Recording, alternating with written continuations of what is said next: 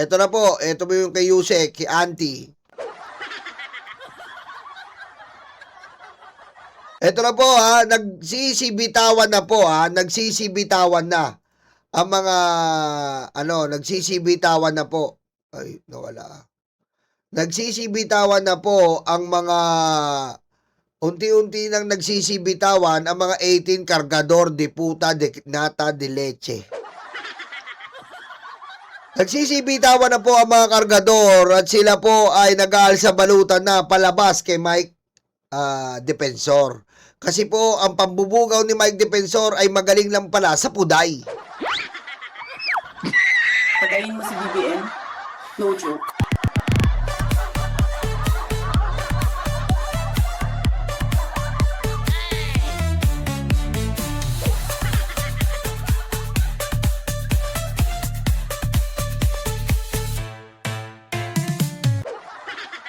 Tila hindi po magaling magbugaw si Mike Defensor ng mga ethics na ligaw. Magaling lang po magbugaw si Mike Defensor ng mga puday kasi hindi po talaga bumenta ang 18 kargador. Kahit sa ampong anggulo, walang kwenta. Aray ko. Di bumenta mga babayan Hindi po bumenta. Kaya nagsisialisa na po at talagang nag-aatrasan ng mga salita.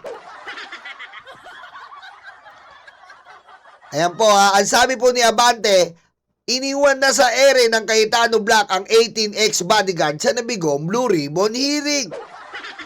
Pati po mga senador. Kaya nga po nagtatampo na si Mike Defensor kay Cayetano. Malaki po ang pagtatampo. Dahil, paano ba naman sisikat yung Blue Ribbon Comedy sa Mandaluyong? Wala man lang nakitang senador doon kaya hindi tumatak. Imbis na senador pinaupo, si Bato ginawang Jonathan Morales, parehas naman daw kalbo. Aray ko. Diba? Walang senador na pumunta. Walang senador na sumuporta.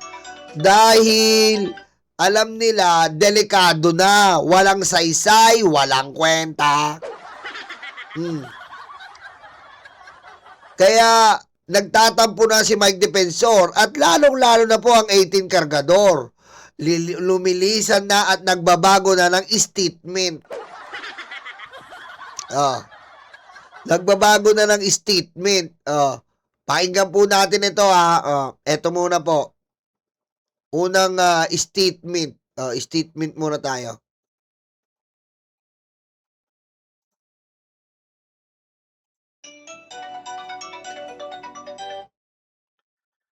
Yung allegation, hindi siya tumanggap siya ng pera. Walang allegation. Walang sinabi. na, Wala kaming sinabi. Oo. And then, natawa ako dahil nag-react silang dalawa na sinungaling. Sinungaling saan?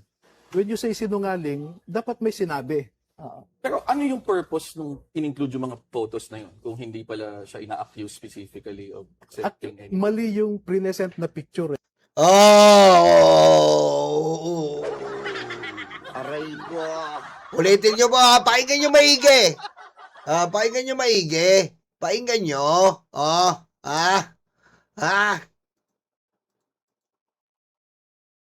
Hindi siya tumanggap siya ng pera. Walang allegation. Walang sinabi. na, Wala kaming sinabi. Oo. And then, natawa ako dahil nag-react silang dalawa na sinungaling. Sinungaling saan? Tangina ka pala, ba't pinakita mo yung picture ni Kiko Pangilinan at ang ating megastar? Aray ko. Bobo ka ba talaga, baligo? O sadyang bobo ka? Bakit pinakita mo yung picture ni Kiko Pangilinan? Aray ko. Ngayon po, bakit yung natras na hindi na daw kasama si Kiko Pangilinan? Bakit? Bakit tinatras nyo? Kala ko ba 18 Marines, the brave, 18 brave. Aray ko. May brave po bang umaatras? Aray ko. Ganito po, kasi nga, talagang tutuluyan sila ni Ate Shawi. Anong sabi ni Ate Shawi? Balutin mo ako ng hiwaga ng iyong pagmamahal. Aray ko. Diba? Hindi ka ba matatakot nun? Babalutin ka sa hiwaga. Ikaw talaga.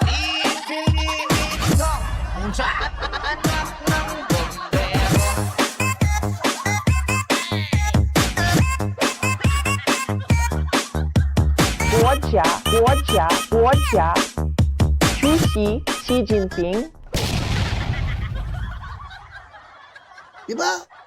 Kaya gano'n na lang ang takot nila, binabalaan sila ni Ate Shawi. Babalutin ko kayo sa hiwaga. Balutin mo ko sa hiwaga ng iyong pagmamahal.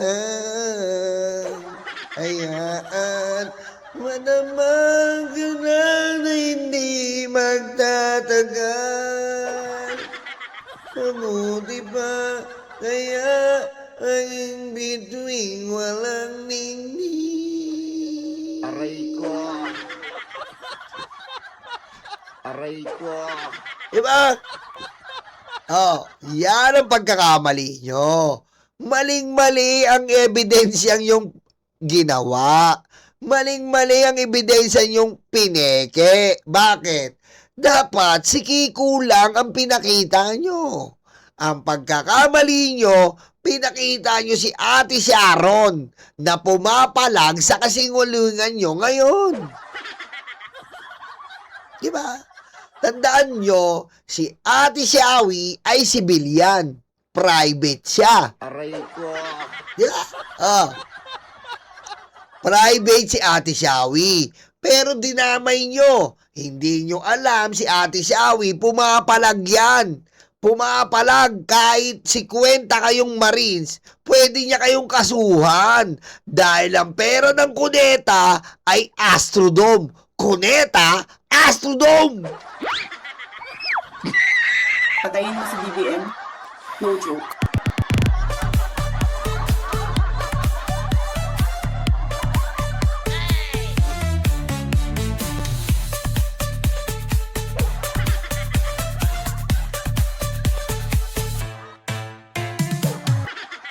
Diba? Natakot kayo kasi hindi nyo na-estimate yung binabangga nyo. Ha? Oh, alam mo, pwede mong i-fake news si Kiko. Pwede mong i-fake news si Lacson. Pwede mong i-fake news lahat ng senador. Lahat ng congressman. Pero hindi mo pwedeng i-fake news ang private civilian na si Sarong Cuneta. Ha? Private siya eh. Oh. Private siya. Nananahimik yung tao. Nananahimik. Walang kinalaman sa politika. At bagkos, ang ginagawa ni Ate Shawi, tutulong siya sa Marawi. May vlog pa siya doon. Ngayon, gigil na gigil sa inyo. Dahil paano naman siya dumadamay dito, samantalang tumulong siya. Ngayon, makikita nyo hinahanap nyo. Ha? Makikita nyo hinahanap nyo. Ha?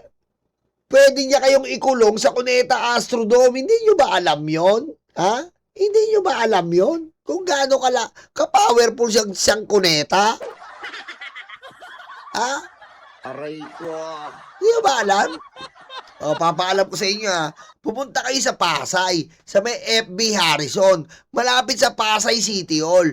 Ipagtanong nyo doon kung gaano ka-impluensya at gaano ang mga natutulungan ng mga Cuneta.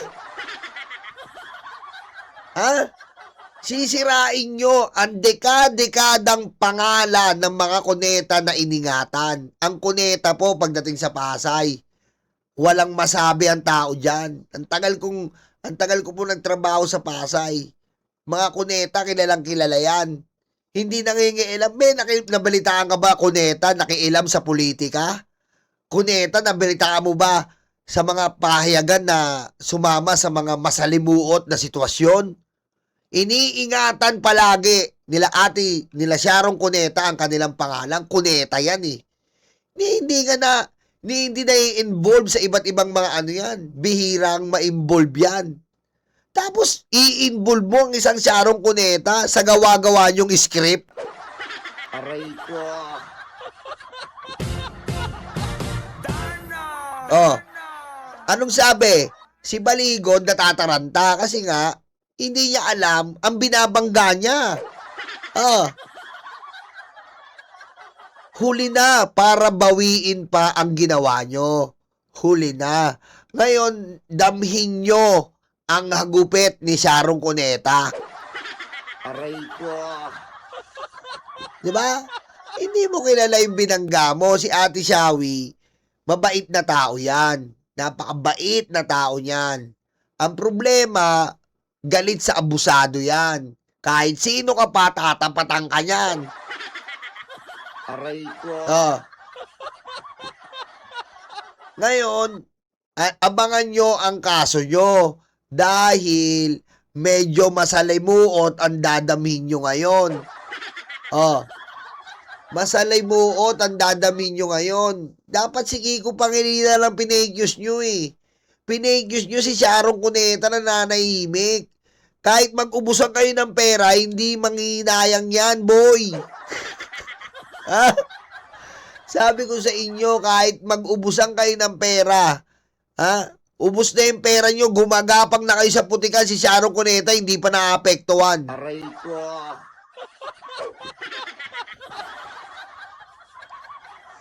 Oh. Yan, Baligod. Magtatanda ka. Oh, hindi daw kasama si Sharon Cuneta at si Kiko. Paano hindi kasama, nilagay nyo sa screen? Diba? Nilagay po nila sa screen. Paano hindi kasama yun? Aray ko. Ah. Nilagay nyo sa screen. Ginagago nyo yung mga tao. Oh. Ano yun? Ano yung wallpaper lang? Aray ko. Diba? O, ngayon, mahilig kayong manira, dito kayo masisira. Diba? Kasi nga po, papailan po ni Ate Sharon, si Ate Shawi, ng grabe. Grabe po sasapitin nito.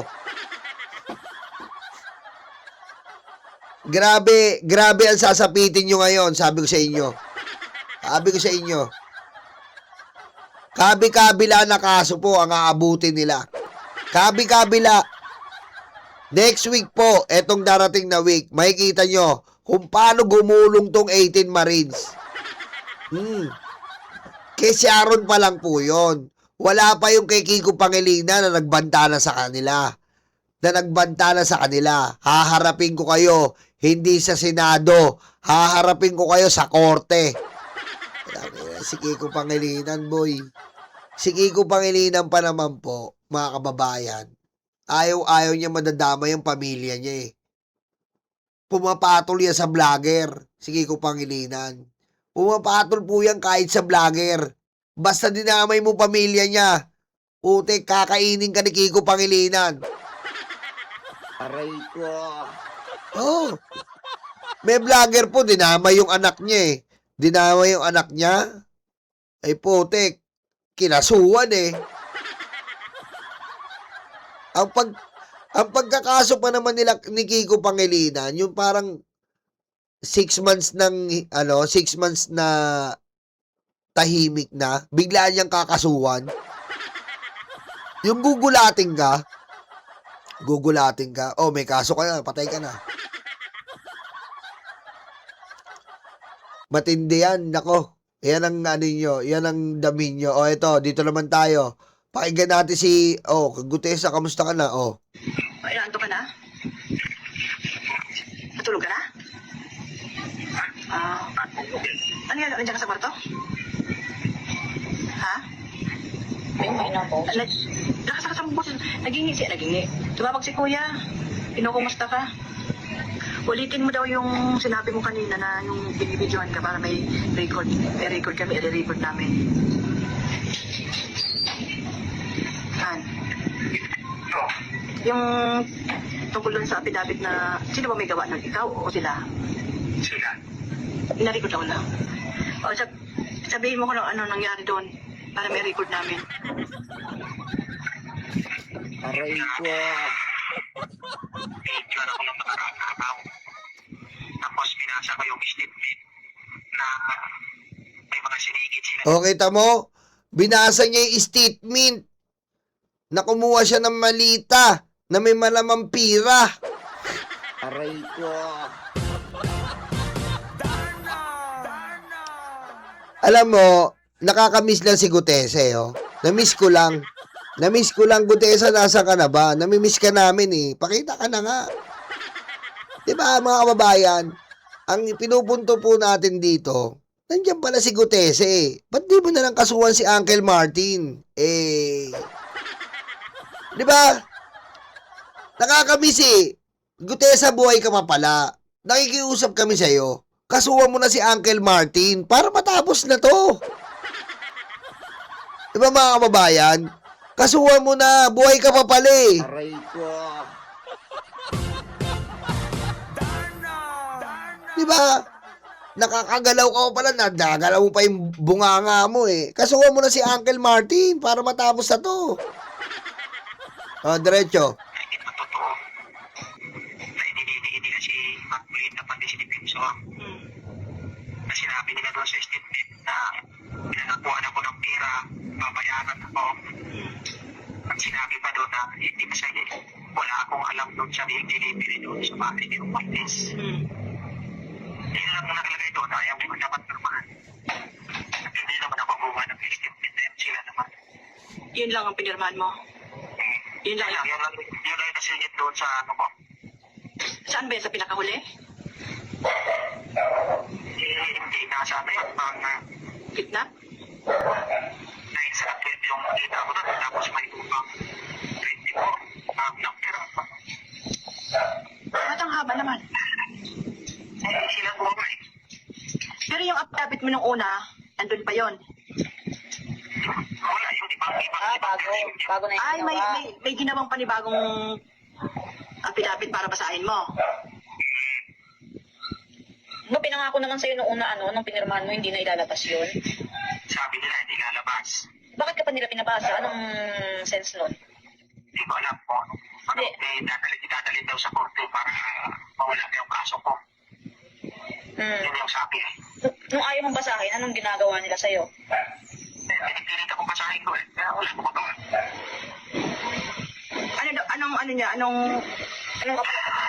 Anong kapalit ng pag hindi mo binasa? Para daw manahimik na kayo. Wala namang gugulo dyan sa inyo. Wala naman ang gugulo sa amin, Han, sa totoo lang, Han, wala nang gugulo sa amin. Sila lang ang gugulo sa amin.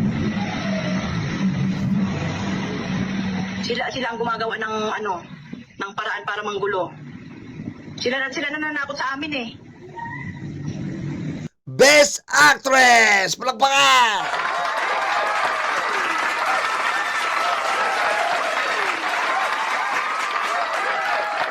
Best Actress eh. O, ito, dito tayo sa isang 18 Marines na bumaligtad. O, Magandang araw po sa lahat.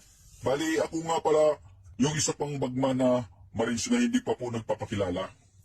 Pang 28 Marines po ako. Bali po, ibubunyag ko na po yung tungkol sa 15 piraso na malita. Yung 6 na piraso na malita po, nasa kay Bus Rodante Marcolita. oh, yun naman pali! Yun naman pali! Yung malita na may pira na kay Marculita. Aray ko.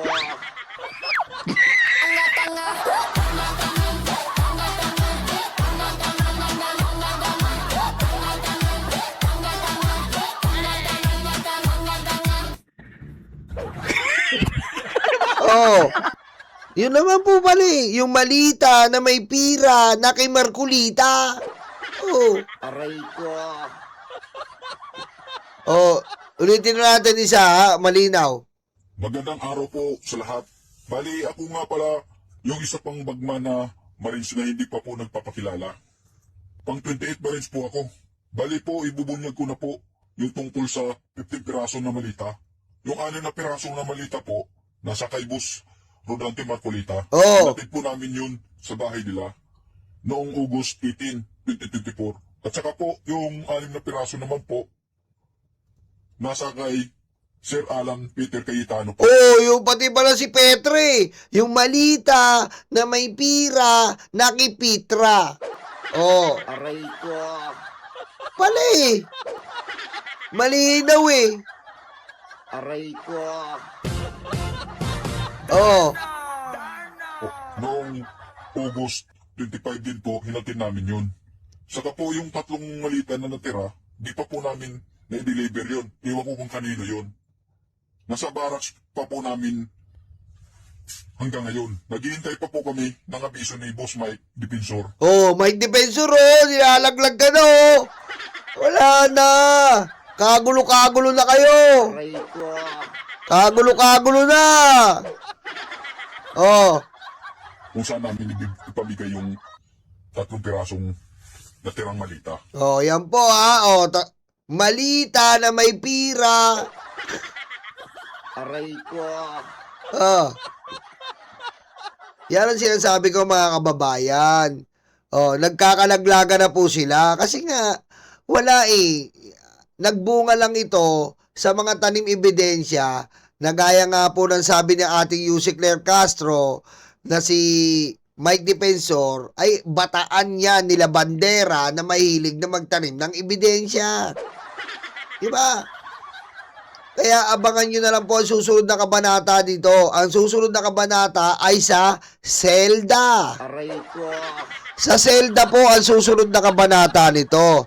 Sa Zelda sila manunuluyan. Dahil tutuluyan po talaga to ng mga dinawit nila na para lang po masira ang imahe at ma-divert po ang ating atensyon sa naralapit na impeachment. Di ba? Gusto po nilang sirain, ha?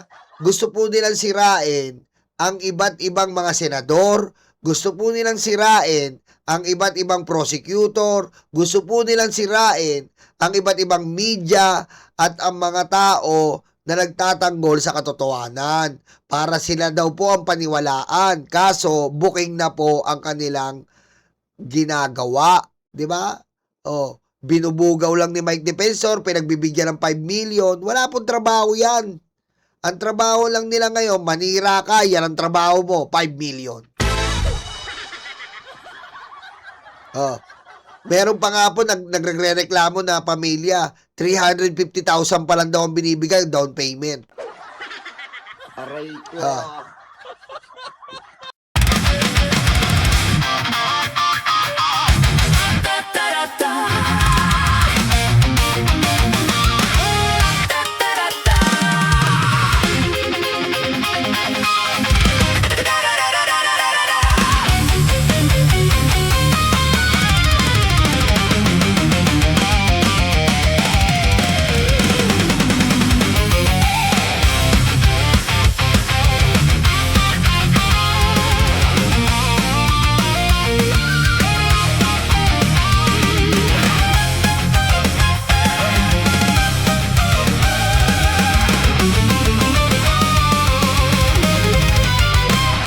Madilim daw ang paligid, putukan daw ay maririnig. Takot sa kanilang mata, ikaw ay madadala. Huwag kang palinlang kaibigan, hudas na 13 yan. Sinira nila ang Senado, sobrang ganit mga ito. Hindi nyo na maloloko mga Pilipino. Gising na gising kami sa kabobohan nyo. Di bumenta ang pelikula, pati ang drama. Sa sobrang kapal ng mukha, nangungumusta pa. Hindi nyo na maloloko mga Pilipino. Gising na gising kami sa kabobohan nyo. Di bumenta ang pelikula, pati ang drama. Sa sobrang kapal ng mukha, nangungumusta pa.